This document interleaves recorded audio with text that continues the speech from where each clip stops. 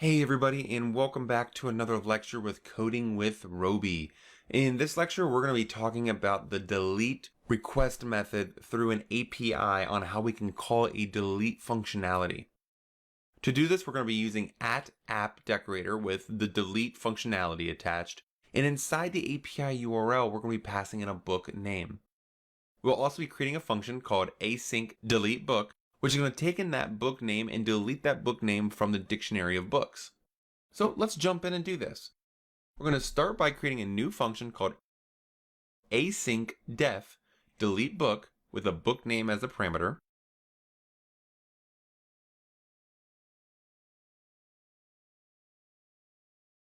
Inside this function, we want to delete the book based on this book name. And then finally, return just a status of saying this book at the specific ID that was sent in has been deleted.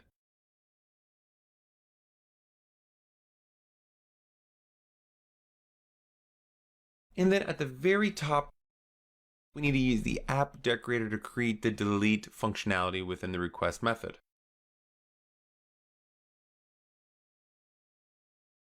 All right, so we have a path parameter of app.delete with book_name as the path parameter, which is going to align up with the parameter of the method delete book. We're going to say delete the book's item at the book name where the IDs match, and then return just a statement or a string saying that book name was deleted. So let's fire up our browser and go to our Swagger UI docs. I'm going to refresh the page where we can say try it out and execute. We have our 5 books, book 1, book 2, book 3, book 4, and book 5. And if we scroll all the way down to delete, we can say that book name as a path variable is required. We can say try it out. I'm going to type in book_2. Click execute. And we can see that our delete functionality is just doing a /booked_2, where we're getting a response of book_book_2. So I need to add a space there.